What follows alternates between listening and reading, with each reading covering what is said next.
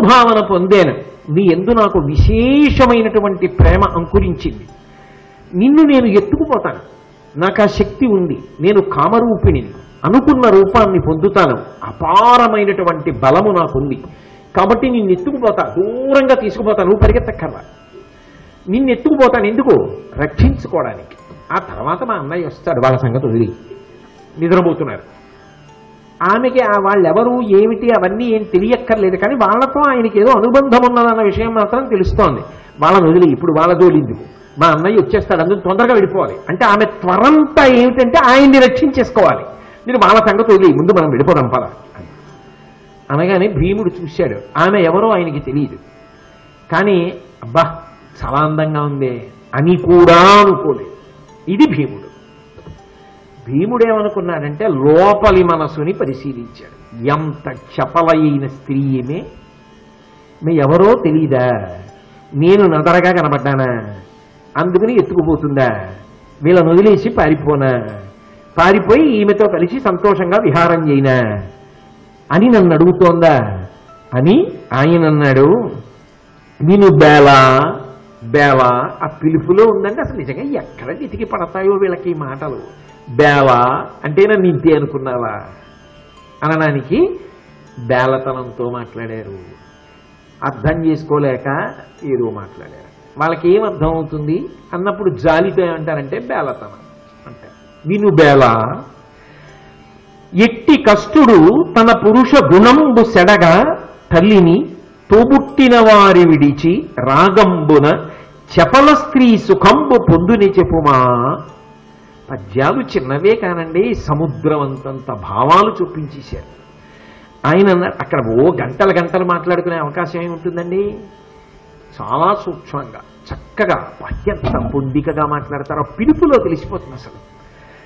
విను బేల ఎట్టి కష్టుడు తన పురుష గుణంబు సెడగా, ఒక పురుషుడైనటువంటి వాడు, ధార్మికుడైనటువంటి వాడు తన గుణములు చెడిపోయేటట్టుగా, తన యొక్క శీల వైభవం నశించిపోయేటట్టుగా తల్లిని, కన్న తల్లిని, తోబుట్టిన వారిని విడిచి, తనతో కలిసి పుట్టినటువంటి వాళ్ళని విడిచిపెట్టేసి రాగంబున, అప్పటికి మనసులో ఏర్పడినటువంటి కోరికతో చపల స్త్రీ సుఖంబు పొందుని చెప్పుమా. చపల స్త్రీ అంటే ఆయన ఆమె యొక్క స్థాయిని బహుకిందకి దించేశాడు. చపలత్వం ఉన్నది అన్న మాటకు అర్థం ఏంటంటే ఆమెకి ఎప్పుడు ఎవరి యందు అనురాగము కలుగుతుందో వారితో విహరించి తృప్తి పొందగలిగినటువంటి అధమ స్థాయి మనస్తత్వం ఉన్నది. లేనినాడు ఈ చీకట్లో అరణ్యంలో ఎందుకు తిరుగుతున్నావు, ఎందుకు వచ్చావిలా, ఎవరో ఏమిటో కనుక్కోకుండా నేను నీకు నచ్చానని వచ్చి వెళ్ళిపోదామని ఎలా అంటున్నావు, ఇంతకన్నా నీ హీన సంస్కారానికి వేరే నిదర్శనం ఎందుకు. కాబట్టి ఒక పురుషుడైన వాడు శీలవైభవంతో తన వారి గురించి ఆలోచించకుండా, తన తల్లి గురించి ఆలోచించకుండా కంటి ముందు మెరుపు తీగలా కనపడ్డామని చపల స్త్రీవి. ఈ బాహ్య సౌందర్యం ఎవడం కావాలి, అంత సౌందర్యం ఎక్కడుంది. కాబట్టి చపల స్త్రీ సుఖంబు పొందుని చెప్పుమా. అటువంటి స్త్రీ యొక్క పొందుని పొందుతాడా, పోవతల కదా. ఆమె వెంటనే ఒక ఆలోచన చేసి తన పొరపాటు తెలుసు. ఓ ఈయన పరమధర్మాత్ముడు, ఈయన పురుషవర్యుడు, అంటే సాహసము కలిగినవాడు, ధీశక్తి ధైర్యము రెండూ కలిగినవాడు.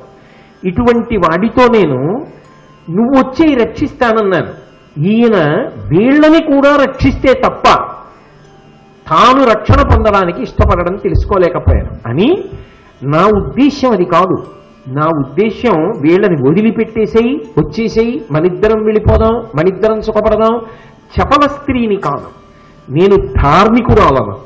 నా మనసు యందు ఇటువంటి భావన మొగ్గతొడిగినది ఇది మొదటిసారి. నేను నీ యందు భర్తృభావనని పొందాను తప్ప కేవల రాగము పొందిన దానను కాను. నన్ను చాలా తక్కువ చేసి మాట్లాడేశావు. నేను అలా ప్రవర్తించగలిగిన దాననైతే ఇంకొకలా ప్రవర్తించాలి. అయినా నీ యందు ఉన్న ప్రేమ ఉన్నదే, అది నేను వివరణ ఇచ్చుకునేటట్టు చెయ్యాలి తప్ప నేను కోప్పడ్డానికి కారణం కాకూడదు. ఆమెకి భర్తృభావన చేత పెళ్ళుబుకిన ప్రేమ ఏది ఉన్నదో అది నేనటువంటి దానను కానుసుమా అని నిరూపించుకునేటటువంటి కారణాన్ని ప్రతిపాదించడానికి కావలసినటువంటి సమయజ్ఞతని కల్పించి. అంటే ఎంత ఉదాత్తశీలండి నిజంగా. భీముడు మాట్లాడినటువంటి మాటని అర్థం చేసుకుని సమయోచిత ప్రజ్ఞతో నిజంగా ఆవిడ వచ్చినప్పుడు అటువంటి అనుచితమైన ఆలోచన ఆమెలో ఉందా? వాళ్ళు ఏమైపోతే ఏమీలే, భీముడిని ఎత్తుకుపోతే చాలే, భీముడిని అనుభవించి వదిలేద్దాంలే అని అటువంటి రాక్షస భావన ఆమెలలో ఉన్నాయా? లేవు. మరి అటువంటి దాన్ని చపల స్త్రీవి అని భీముడు అన్నప్పుడు ఆమె ఎంత విశాల హృదయయో ఆమె నిరూపించి మాట్లాడుతోంది. ఆమె అంది, ఏమయ్యా, నిన్నెత్తుకుపోదామన్నది నా ఉద్దేశ్యం కాదు. నా ఉద్దేశ్యం వెనక ఉన్నటువంటి త్వరని విను. నా అన్న మిమ్మల్ని చంపమని నన్ను పంపించాడు, ఇక్కడికి చంపి వండి తీసుకురమ్మని పంపించాడు. నువ్వేమంటున్నావు? వీళ్ళందరినీ కూడా విడిచిపెట్టి నేను ఎలా వస్తానంటున్నావు? అక్కడ వరకు నేను కాదన్నా. కానీ మా అన్నయ్య జాబు చెయ్యడు. ఎందుకనంటే ఈ పాటికే సమయం అయిపోయింది, ప్రతిరోజు ఈ పాటికి నేను వండి పట్టుకెళ్ళిపోతాను కూడా. కానీ ఆలస్యమైందిగా, ఆకలి తాళనివ్వదు మనిషిని. అందులో కావలసిన పదార్థాలు ఉండారనుకోండి అసలు ఆగలేడు. ఇవాళ ఇది తింటామనుకుని వండుకుని ఎదురు చూస్తున్న పదార్థం ఉందనుకోండి, అప్పుడే ఎవరో వచ్చి ముఖ్యమైనటువంటి వాళ్ళు ఎంతోసేపు మాట్లాడుతున్నారు అనుకోండి, ఆకలి వేసేస్తోంది, అవతల వండిన పదార్థం ఉంది, వాసన వస్తోంది, భోజనానికి వెళ్ళాలి, విసుగొచ్చి కోపంగా మాట్లాడతాడు. అలా మా అన్న ఏం కూర్చోడు, వస్తాడు, ఏం చేసింది ఇది ఇంకా రాదే, నీ ఏం అవలావంట, పోనీ అయింది పెట్టేయి తింటూ ఉంటానంటాడు. వాడికి ఏం పచ్చావు ఇచ్చావంట, ఈలోగా ఏదో ఒకటి తినేస్తుంటాడు. అందుకని వచ్చేస్తాడు. వాడు వచ్చేసాడంటే నా వారు మీ వారు ఇవన్నీ కుదరవు. అందుకని ఒక పని చేస్తాను, వాళ్ళని రక్షించమంటావా? అందరం కలిపి పారిపోదాం. మనం నిద్రలేపు, వాళ్ళు నిద్రలేస్తారు, అందరం కలిసి సురక్షిత ప్రాంతానికి వెళ్ళిపోదాం అంది. అంటే ఇప్పుడు ఆమె ఎందు నీచ భావనలు ఉన్నాయా? ఆయన తోబుట్టువులని తెలుసుకుంది, ఆయన తల్లిని తెలుసుకుంది. లేపు తొందరగా వెళ్ళిపోదాం, మనందరం రక్షింపబడదాం. మనందరం అంటోంది అంటే కలిపేసుకుంది వాళ్ళలో తను. హిడింబ తన అన్నగారైనటువంటి రాక్షసుడు ఆ హిడింబాసురుడు వచ్చేస్తున్నాడు. ఆయన వచ్చినట్లయితే భీముణ్ణి, భీముని యొక్క సోదరులకు, భీముని యొక్క తల్లికి కూడా అపకారాన్ని తలపెడతాడు అనే ఉద్దేశ్యంతో భయభ్రాంతురాలై, అయితే వాళ్ళని కూడా నిద్ర లేపితే నీ సోదరులు, తల్లి మరియు నువ్వు, నేను అందరం కలిపి సురక్షిత ప్రాంతానికి చేరుకుందామని మాట్లాడుతున్న సందర్భాన్ని పురస్కరించుకొని భీముడు ఎంతమంది వచ్చినప్పటికీ కూడా భయపడేవాడను కాను, నేను నా అపారమైనటువంటి శౌర్య పరాక్రమముల చేత వచ్చినటువంటి శత్రువులందరినీ మట్టు పెట్టగలవాడను అని తన యొక్క ధైర్యాన్ని ఆవిష్కరిస్తున్నాడు. క్రచ్చరనొక్క రక్కసుడ కాడు, సురాసురులెల్లనొక్కటై వచ్చిన నీవు చూడగా అవార్య బలోన్నతి చేసి వారలన్ వ్రచ్చి వధింతుగాక, ఇటు వచ్చి శ్రమంపడియున్న ఇచ్చటన్ మెచ్చగు వీరిదైన సుఖనిద్రకు భంగము చెయ్యనేర్తునే అంటాడు. ఆ హిడింబతో మాట్లాడుతూ, మీ అన్న ఒక్కడే కాదు, రాక్షసులందరూ కలిసి రావడం కాదు, సురాసురులందరూ, దేవతలు, దానవులు అందరూ కట్టకట్టుకుని ఒక్కసారి నా మీదకి యుద్ధానికి వచ్చినప్పటికీ కూడా నీవు చూడగా, నువ్వు చూస్తూ ఉండగా అవార్య బలోన్నతి చేసి వారలన్ వ్రచ్చి వధింతుగాక, అపారమైనటువంటి బలపరాక్రమములను ప్రదర్శించి వాళ్ళందరినీ కూడా నేనొక్కడినై నిహతుణ్ణి చేస్తాను. అందుకని నువ్వేమి బెంగపెట్టుకోవలసిన అవసరం లేదు. పైగా ఇటు వచ్చి శ్రమంపడియున్న నా తల్లి, నా యొక్క తమ్ముళ్ళు, మా అన్నగారు ఎంతో దూరం ప్రయాణం చేసి వచ్చి అపారమైనటువంటి శ్రమకి ఓర్చి ఇచ్చటన్ మెచ్చదగు వీరిదైన సుఖనిద్రకు భంగము చెయ్యనేర్తునే, వాళ్ళు నిద్రాకాలిక సుఖాన్ని అనుభవిస్తుంటే నేను ఆ సుఖమునకు భంగం చేస్తానా? ఇందులో ఒక గొప్ప మమత, ఒక గొప్ప అనురాగం, కుటుంబం పట్ల ఆయనకుండేటటువంటి ప్రేమాభిమానాలు వ్యక్తమవడం ఒక ఎత్తైతే, ఇప్పటి వరకు తాను ఎవరిని తృణీకరించి మాట్లాడాడో, ఎవరిని చపల చిత్తాన్ని నింద చేశాడో ఆ హిడింబ పట్ల కొంత గౌరవ భావాన్ని ఏర్పాటు చేసుకున్నాడు. నేను ఈమెతో మాట్లాడవచ్చు, అన్న భావన వరకు ఆయన వచ్చి ఉన్నాడు అన్నది పద్యం వలన స్పష్టం అవుతోంది. అందుకే ఆమెతో మాట్లాడుతూ అంటాడు, వాళ్ళందరూ కూడా నిద్రాకాలిక సుఖమును అనుభవిస్తున్నారు.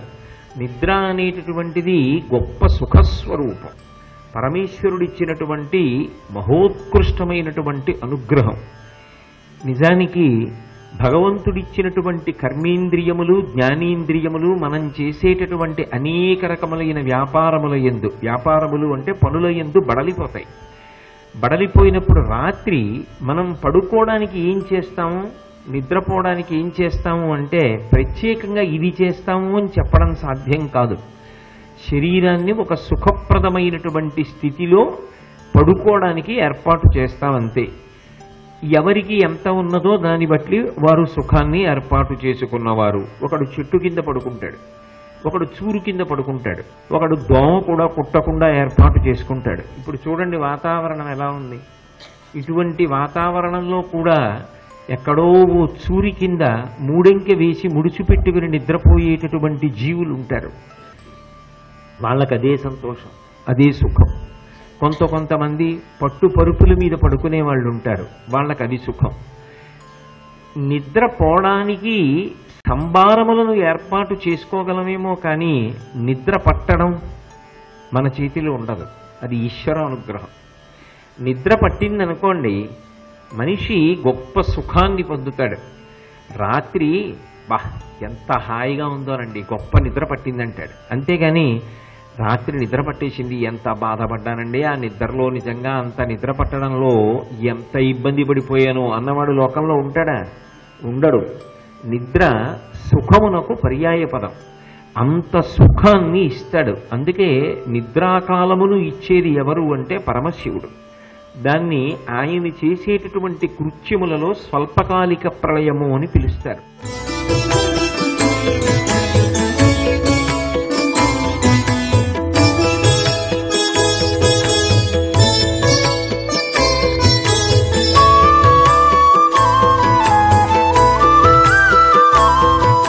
సర్వం శ్రీ ఉమామహేశ్వర పరబ్రహ్మార్పణమస్తు.